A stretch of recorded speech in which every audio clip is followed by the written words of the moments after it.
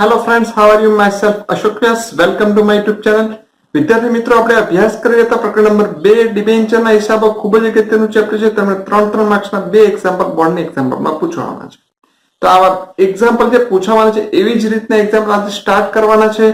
અને આ છે સ્વાધ્યાયનો પ્રશ્ન નંબર 4, સચિન માર્બલ લિમિટેડની આમનોંધ. એટલે આમનોંધનો દાખલો જોવાનો છે. વિદ્યાર્થી મિત્રો, મને આગળના વિડીયોમાં તમે આની આમનોંધ કેવી રીતે યાદ રાખવાની છે અને જે કઈ રીતે એની અસર આપવાની છે, આ ઉપરાંતની આમનોંધમાં એની રકમ કઈ રીતે લખવાની છે તેની સંપૂર્ણ સમજૂતી મેં આપવામાં આવી છે. જો તમે એનો વિડીયો ના જોયો તો મેં નીચેની લિંક આપી છે, તમે ઇઝીલી એ વિડીયો જોઈ શકો છો અને ઇઝીલી આમનોંધ પણ યાદ રાખી શકો છો. તો ચાલો વિદ્યાર્થી મિત્રો, સ્ટાર્ટ કરીએ સ્વાધ્યાયનો દાખલા નંબર 4. વિદ્યાર્થી મિત્રો, તમે સ્ક્રીન પર એક્ઝામ્પલ નંબર 4 ની જે રકમ આપવામાં આવી છે લખેલું છે સચિન જે માર્બલ લિમિટેડ છે તે 100 નો 1 એવા 12,000 ડિબેન્ચર જાહેર જનતા માટે બહાર પાડ્યા છે. વિદ્યાર્થી મિત્રો, એટલે તમને પહેલી સંખ્યા મળી ગઈ. કેટલા ડિબેન્ચર બહાર પાડ્યા છે વિદ્યાર્થી મિત્રો? 12,000. જ્યારે પણ તમને બહાર પાડેલા ડિબેન્ચર અથવા તો આગળના ચેપ્ટરમાં હતું શેર, તમને જ્યારે બહાર પાડેલા ડિબેન્ચર કે શેરની સંખ્યા આપવામાં આવે ત્યારે યાદ રાખજો, તમારી મંજૂરી કે હપ્તાની ગણતરી હંમેશા બહાર પાડેલા ડિબેન્ચર પર થાય. માત્ર અરજી સિવાયની તમામ ગણતરી આપણે બહાર પાડેલા ડિબેન્ચર પર કરીશું. આ ઉપરાંત વાર્ષિક 10% એટલે કે વ્યાજ આપવાનું છે. 10% વ્યાજ એટલે શું વિદ્યાર્થી મિત્રો? અહીંયા ડિબેન્ચર નું નામ આપ્યું છે 10%. એટલે જ્યાં જ્યાં ડિબેન્ચર ખાતે એવો શબ્દ આવશે ત્યાં આપણે આગળ 10% લખીશું. જ્યારે મેં આની અગાઉનો વિડીયોમાં તમને મેં સમજાવ્યું હતું આમનોંધમાં, એમાં પણ મેં તમને 10% ની સમજ આપી હતી. એટલે ડિબેન્ચર નું નામ છે 10%. અહીં જો લખેલું છે અરજી વખતે 30 રૂપિયા મંગાવ્યા છે, મંજૂરી વખતે 45 રૂપિયા અને હપ્તા વખતે 25 રૂપિયા મંગાવ્યા છે. વિદ્યાર્થી મિત્રો, તમે આજે 3 રકમનો સરવાળો કરશો એટલે તમને 100 રૂપિયા મળી જશે. આ રીતે 100 રૂપિયા 3 ટુકડામાં મંગાવવામાં આવ્યા છે. હવે આપણે આગળ જોઈએ રકમની વાંચીએ તો કંપનીને 15,000 ડિબેન્ચર અરજીઓ મળી, જેમાં 12,000 ડિબેન્ચર મંજૂર કરી અને વધારાની ડિબેન્ચર અરજીઓ ના મંજૂર કરી. તો વિદ્યાર્થી, મારો પ્રશ્ન છે કેટલી અરજીઓ મળી?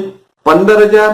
એનો અર્થ કે જેટલી પણ અરજી મળે એટલી જ ગણતરી અરજીની આમનોંધમાં થશે. એટલે તમારી પહેલી આમનોંધ છે એમાં આપણે 15,000 ડિબેન્ચર પર ગણતરી કરીશું. ત્યારબાદ બીજી, ત્રીજી, ચોથી, પાંચમી, છઠ્ઠી બધી આમનોંધ પર આપણે 12,000 પર ગણતરી કરીશું. આ ઉપરાંત લખ્યું છે વધારાની અરજીઓ નામંજૂર કરી. એટલે જે વધારાની અરજી કેટલી? તો વિદ્યાર્થી મિત્રો સમજો, આપણે કેટલા ડિબેન્ચર બહાર પાડેલા? 12,000. જેમાંથી 15,000 અરજીઓ મળી એટલે કેટલી વધારે મળી? 3,000 વધારે મળી ને, કે જે 12,000 બહાર પાડ્યા લોકોએ આપણી કંપનીના ડિબેન્ચર ખરીદવા માટે અરજી કરી 15,000 ડિબેન્ચર, એટલે કે 3,000 ડિબેન્ચર વધારે અરજી આવી. તો એને આપણે નામંજૂર કરીશું એટલે પરત કરીશું. 15,000 માઇનસ 12,000 એટલે 3,000 ડિબેન્ચર પરત કરીશું. જ્યારે પણ ડિબેન્ચર પરત આવે ત્યારે હંમેશા આમનોંધ નંબર 2 માં બેંક ખાતે એ રકમ આપણે દર્શાવીશું. તો ચાલો વિદ્યાર્થી મિત્રો, હવે આપણે આમનોંધ સ્ટાર્ટ કરી દઈએ. મેનો જે નમૂનો તૈયાર કર્યો, તારીખ, ખાપા, ઉધાર રૂપિયા, જમા રૂપિયા પર લખી દઉં સચિન માર્બલ લિમિટેડના ચોપડામાં આમનોંધ. આપણે પહેલા અરજીની આમનોંધ કરી લઈએ. તો જોઈએ આપણને કેટલી અરજી મળી છે અને અરજીની કેટલી રકમ છે. તો અહીં તમે જોશો, બોલો કેટલી અરજી મળી છે? 15,000 અરજી મળી છે અને અરજીની રકમ 30 છે. આ યાદ રાખજો. ચાલો, અરજી પેલા મળે એટલે બેંક આવે, એટલે પહેલી આમનોંધ આવે બેંક ખાતે ઉધાર. તે જો વિદ્યાર્થી મિત્રો લખ્યું છે 10%, એટલે કે 10%ના ડિબેન્ચર ખાતે જમા. આપણે કરી દઈએ છીએ પહેલી આમનોંધ. લખીએ નંબર 1, બેંક ખાતે ઉધાર તે 10%ના ડિબેન્ચર અરજી ખાતે જમા. કેટલા ડિબેન્ચર વિદ્યાર્થી મિત્રો? મેં હમણાં જ વાત કરી પહેલી આમનોંધ. જો આમનોંધની જે છે પહેલી આમનોંધ, અરજીની આમનોંધ, એની ગણતરી જે મળેલ અરજીના ડિબેન્ચર પર થશે. એટલે કે થશે 15,000 ગુણ્યા 30, એટલે આપણને અરજીની રકમ મળી જશે. આપણે લખી દઈએ બેંકમાં 15,000 ગુણ્યા 30, એટલે ઉધાર પર 4,50,000 અને જમા પર 4,50,000. આપણે લખી દઈએ બાબત છે 15,000 ડિબેન્ચર પર અરજીની રકમ મળી તેના. હવે અરજીની રકમ ક્યાં લઈ જવાની? ડિબેન્ચર ખાતે. હવે બોલો, ડિબેન્ચર ખાતે લઈ જાય તો શું આમનોંધ? જેટલી અરજી જમા થઈ તેને અરજી ઉધાર કરે. લખે 10%ના ડિબેન્ચર અરજી ખાતે ઉધાર. તે આપણે અગાઉના ચેપ્ટરમાં લખતા શેર મૂડી ખાતે, તો અહીંયા લખવાનું ખાલી ડિબેન્ચર ખાતે. કોઈ અરજી મંજૂરી એવો શબ્દ નહીં વાપરવાનો, માત્ર ડિબેન્ચર લખશું. તે 10%ના ડિબેન્ચર ખાતે. પણ તો વિદ્યાર્થી મિત્રો, મેં હમણાં વાત કરી તેમ કે જ્યારે વધારાના ડિબેન્ચરની અરજીઓ પરત કરવામાં આવે ત્યારે આ આમનોંધ નંબર 2 માં બેંક ખાતે જમા લખવું પડશે. એટલે આપણે લખીશું આમનોંધ નંબર 2 છે, લખીએ તે બેંક ખાતે જમા. હવે રકમ કઈ રીતે લખશું બરાબર સમજો વિદ્યાર્થી. અહીંયા લખું ડિબેન્ચર અરજી ખાતે. તમે જો ઉધાર કર્યું છે ડિબેન્ચર અરજી અને ઉપરની આમનોંધમાં છે જમા પર ડિબેન્ચર અરજી કેટલી? 4,50,000. તો બેઠા ઉધાર પર લખી દઈશું 4,50,000. ચાલો પહેલી એક નોંધ મળી ગઈ.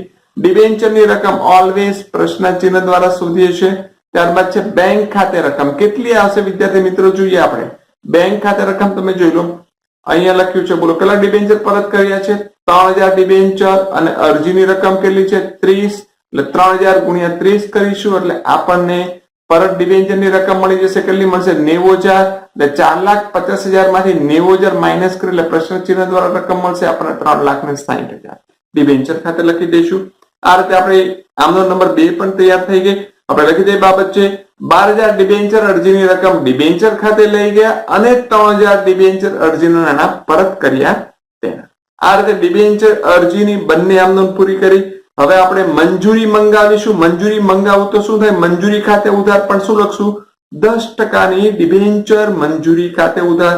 ચાલો એ નોંધ કરી 10% ડિબેન્ચર મંજૂરી ખાતે ઉધાર તે 10% ડિબેન્ચર ખાતે. વિદ્યાર્થી મિત્રો આની આમનોંધની સંબંધ મેં આગળના વિડીયોમાં આપેલી છે. જો તમને એ વિડીયો ના જોયો તો એકવાર એની મેં લિંક નીચે આપી છે, તમે એ વિડીયો જોઈ શકો છો. અને આ વિડીયો પસંદ પડે તો લાઈક કરો, તમારા મિત્ર સાથે શેર પણ કરજો અને હા નીચે કોમેન્ટ કરવાનું ના ભૂલશો આ વિડીયો કેવો લાગ્યો.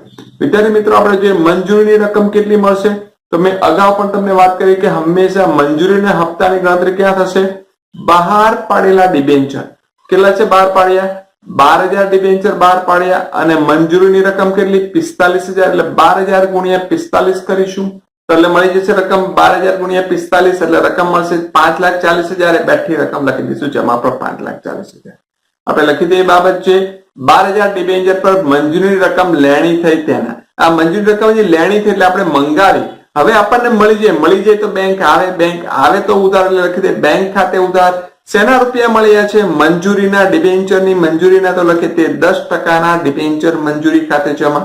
હવે વિદ્યાર્થી મિત્રો તમે જોશો ઉપર પણ 10%ની જે ડિબેન્ચર મંજૂરી રકમ 5,40,000 અને નીચે પણ છે ડિબેન્ચર મંજૂરી ખાતે. કોઈ ડિબેન્ચર હોલ્ડરની બાકી મંજૂરી નથી એટલે આપણે બાકી મંજૂરી કે બાકી હપ્તો લખ્યો નથી. તો બેઠી રકમ ઉપરની બેઠી આવશે 5,40,000 અને આપણે લખી દઈએ જે બાબત છે 12,000 ડિબેન્ચર પર મંજૂરી રકમ મળી ગઈ તેના. હવે જે રીતે આપણે અરજીની બે આમનોંધ કરી, મંજૂરીની બે આમનોંધ કરી, તે આપણે હપ્તાની બે આમનોંધ કરી. પેલા હપ્તો મંગાવો એટલે શું થાય? આમનો નંબર 5 10%ના ડિબેન્ચર હપ્તા ખાતે ઉધાર તે શું આવશે? એ 10%ના ડિબેન્ચર ખાતે. આમનોંધની સમજ મેં અગાઉના વિડીયોમાં આપી છે વિદ્યાર્થી મિત્રો, એટલે ફરીથી સમજ નથી આપતો. બધા જ એક્ઝામ્પલમાં આમનોંધ આવવાની છે એટલે આમનોંધ તૈયાર કરવી જરૂરી છે. જો તમને શેર મૂડીની આમનોંધ આવડતી છે તો આમનોંધ પણ ઈઝી છે તમારા માટે. કેટલી રકમ આવશે જોઈ લઈએ આપણે એક્ઝામ્પલમાં. કેટલા ડિબેન્ચર ગણવાના જોઈ લઈએ. હપ્તાની ગણતરી પણ બહાર પાડેલા ડિબેન્ચર પર થાય એટલે કે 12,000 ડિબેન્ચર ગુણ્યા હપ્તાની રકમ કેટલી છે 25 કરીશું એટલે આપણને હપ્તાની રકમ પર મળી જશે 12,000 ગુણ્યા 25 એટલે ઉધાર પર આવશે 3 લાખ. બેઠા લખી દે જમા પર 3 લાખ ને લખી દે બાબત છે 12,000 ડિબેન્ચર પર હપ્તાની રકમ લેણી થઈ તેના. હવે છેલ્લું સ્ટેપ શું આવે? હપ્તાની રકમ મળી જાય તો બેંક આવે તો લખી દે બેંક ખાતે ઉધાર. તે શેના મળ્યા? ડિબેન્ચર હપ્તા ખાતે એટલે કે તે 10%ના ડિબેન્ચર હપ્તા ખાતે. કેટલી રકમ? ઉપરની રકમ બેઠી છે કારણ કે જેટલી રકમ મંગાવેલી જેટલી રકમ લેણી થઈ બધી મળી ગઈ છે, કોઈનો બાકી આપતો નથી. 3 લાખ રૂપિયા લખી દઈએ. લખી દઈએ બાબત છે 12,000 ડિબેન્ચર પર હપ્તાની રકમ મળી ગઈ તેના. અને છેલ્લે આપણે ઉધાર અને જમા બંને બાદનો સરળ કરીએ 25,80,000 બંને બાદનો સરવાળો આવશે. વિદ્યાર્થી મિત્રો તમે દાખલો જોયો છે તો સંપૂર્ણ શેર મૂડી જેવી જ આમનોંધ છે. શેર મૂડી જેવો દાખલો છે, માત્ર આમનોંધમાં શેરની જગ્યાએ માત્ર મેં ડિબેન્ચર એ પણ લખ્યું છે, 10%ના ડિબેન્ચર લખ્યું છે, બીજો કોઈ ફેરફાર નથી. વિદ્યાર્થી મિત્રો આ તમને વિડીયો કેવો લાગ્યો નીચેની કોમેન્ટ બોક્સમાં જરૂર જણાવજો. આ ઉપરાંત તમને વિદ્યાર્થી મિત્રો પસંદ પડે આ વિડીયો તો લાઈક કરવાનું ના ભૂલશો, તમારા મિત્રો સાથે શેર કરો અને આવા વિડીયોની અપડેટ મેળવવા માંગતા હોય તો હજુ પણ અમારી ચેનલ સબસ્ક્રાઇબ ના કરી તો સબસ્ક્રાઇબ કરો, જેથી કરીને આ વિડીયોની અપડેટ મળતી રહે. નેક્સ્ટ ટાઈમ ફરીથી આ જ ચેપ્ટરના નવા એક્ઝામ્પલ સાથે મળીશું. ત્યાં સુધી આપનો દિવસ શુભ રહે. Thank you very much.